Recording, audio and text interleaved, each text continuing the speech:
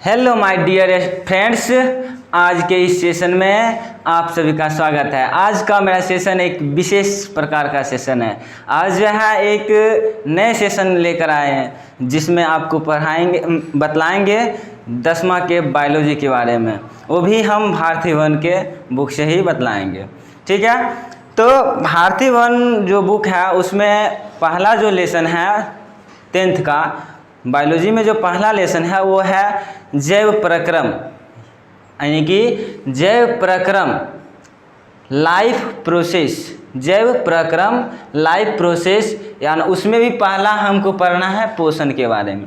ठीक है, अब जो है ये जैव प्रक्रम को कैसे हम पढ़ें, यानी कि ये बहुत बड़ा चैप्टर है। जैव प्रक्रम यानी कि जीवन के बारे में, यानी कि लाइफ प्रोसेस क्या होता है। अब जो है हम सांस लेते हैं, हमारे शरीर में जो होता है ब्लड एक स्थान से दूसरे स्थान तक पहुंचते हैं ना। बहुत सारे हैं, जैसे जनन हो गया, नियंत्रण एवं समन्वय हो गया कि शरीर में बहुत सारे ग्रंथियां हैं जिनसे हार्मोन निकलती हैं, वो क्या करता है कि पूरे शरीर का वृद्धि विकास करते हैं। तो ये प्रोसेस जो है ना, ये बहुत बड़ा प्रोसेस है। और इस प्रोसेस के अंतर्गत देख लो कि क्या क्या आता है। जैव प्रक्रम यानी लाइफ प्रोसेस के अंतर्गत तो पोषण आ जाता है, श्वसन आ जाता है, परिवहन आ जाता है, उत्सर्जन आ जाता है, नियंत्रण एवं समन्वय आ जाता है, उसके बाद जनन आ जाता है। यानी सबका इंग्लिश भी लिख दिए हैं। पोषण का न्यूट्रिशन होता है, जनन का जो है रिस्पायरेशन होता है, परिवहन का ट्रांसपोर्ट हो जाता है, उत्सर्जन का एक्सक्रेशन हो जाता है, नियंत्रण एवं समन्वय का जो होता है कंट्रोल एंड कोऑर्डिनेशन होता है। उसके बाद जनन का तो इंग्लिश सब जानते होंगे क्योंकि बच्चे से पढ़ते आ रहे हैं। जनन यानी कि रिप्रोडक्शन। अब जो है पहला जो है हम पोषण के बारे में, पोषण पढ़ने से पहले जो है हम जीव के बारे में, वस्तु के बारे में पढ़ लेते हैं। तो वस्तु जो है आप लोग पढ़े होंगे, मुख्य रूप से वस्तु कितने तरह के होते हैं। वस्तु जो होता है 2 प्रकार की होती है। एक जो होता है सजीव वस्तु है, एक होता है निर्जीव। यानी कि जो होता है कि निर्जीव कहने का मतलब जो हो जाता है आपका,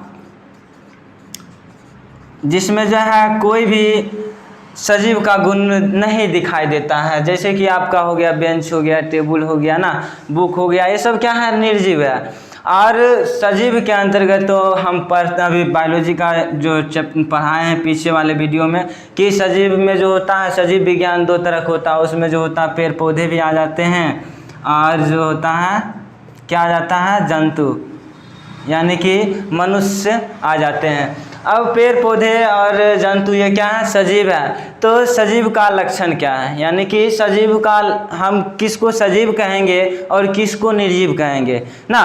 तो हम समझते हैं कि जैसे कि मान लो कलम है, अब ये सजीव है कि निर्जीव है। तो आप सब जानते हो कि ना सजीव चल सकता है, ना दौड़ सकता है, ना सांस ले सकता है ना, यहाँ ना जनन कर सकता है, यानी कि अपने समान कोई बच्चे को जन्म नहीं दे सकता। तो कलम एक तरह से क्या है, निर्जीव पदार्थ। और सजीव में कौन आ जाएंगे, सजीव में जैसे कि मनुष्य हो गया, पेड़ पौधे हो गया, ये सब क्या है सजीव है, जो अपने संतान को जन्म देते हैं ना। अब जो है सजीव का गुण क्या क्या हो जाएगा। तो सजीव के गुण में जो है सजीव क्या करते हैं, सांस लेते हैं।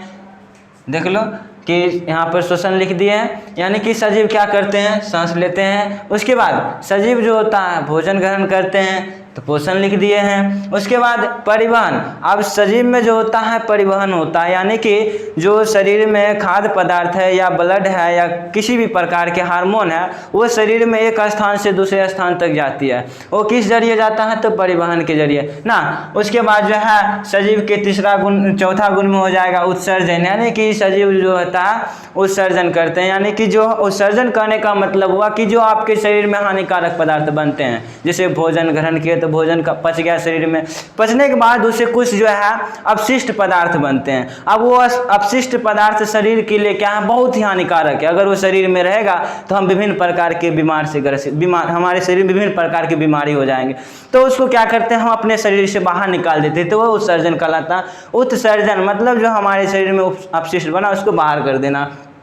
उसके बाद नियंत्रण एवं समन्वय, यानी कि जो सजीव होता है उसमें नियंत्रण होता है। जैसे पेड़ पौधे में हार्मोन है, हार्मोन का क्या काम होता है, जंतु में हार्मोन निकला तो उसका क्या काम होता है, ठीक है। उसके बाद जनन, यानी कि सजीव का जो गुण हो जाता है वो जनन भी करते हैं ना।